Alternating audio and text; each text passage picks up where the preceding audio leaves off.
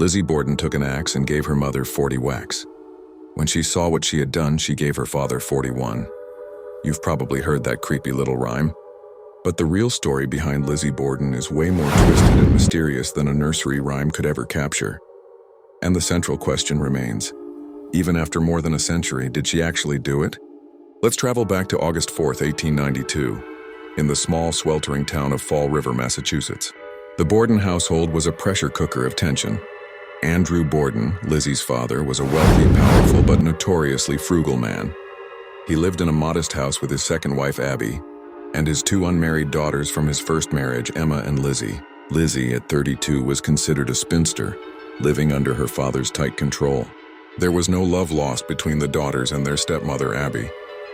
They called her Mrs. Borden, never mother, and there were constant arguments over money and property. On that fateful morning, Andrew Borden left for his business downtown.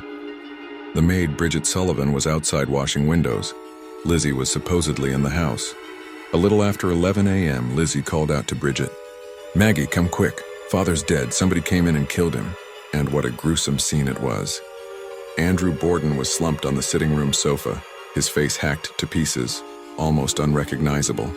He'd been struck at least 10 times with a hatchet-like weapon. But the horror wasn't over. Upstairs, they found the body of Abby Borden. She had been killed even more brutally, struck 19 times from behind. The police estimated she had been killed about an hour and a half before her husband. So where was Lizzie during all of this? This is where her story gets strange. She claimed she was out in the barn, looking for lead sinkers for a fishing trip and eating pears. She said she was there for about 20 minutes. But police found the barn loft to be stiflingly hot, with no footprints in the thick dust, suggesting no one had been up there. Her alibi was shaky at best. The investigation was a mess from the start. The murder weapon was never definitively found, though a hatchet head without a handle was discovered in the basement. Lizzie's behavior was erratic. She gave contradictory answers during the inquest. Days after the murders, a friend saw her burning a dress in the kitchen stove. Lizzie claimed she was burning it because it was stained with paint. Paint or blood? Despite the mountain of circumstantial evidence, the public was divided. How could a prim, church-going, upper-class woman commit such a barbaric act? It was unthinkable in Victorian society. When the case went to trial, it was the O.J. Simpson trial of its day. The all-male jury was presented with the gruesome facts, but Lizzie's defense was brilliant.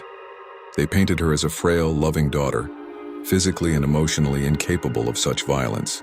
They argued there was no blood on her clothes and no murder weapon. And crucially, the judge threw out Lizzie's contradictory testimony from the inquest. After just 90 minutes of deliberation, the jury came back. The verdict, not guilty. Lizzie Borden was a free woman. She and her sister Emma inherited their father's fortune, and they moved into a large, modern mansion in a fashionable part of town. But Lizzie was never truly free.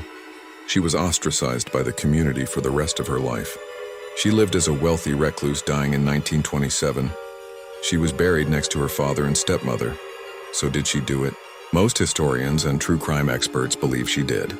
The motive was there: hatred for her stepmother and a desire for financial freedom. The opportunity was there. She was the only one with the time to commit both murders. Her alibi was weak, and her actions afterward were highly suspicious. But without a confession or concrete proof, the case remains officially unsolved. And the chilling legend of Lizzie Borden, the Sunday school teacher who may have gotten away with murder, lives on. What do you think?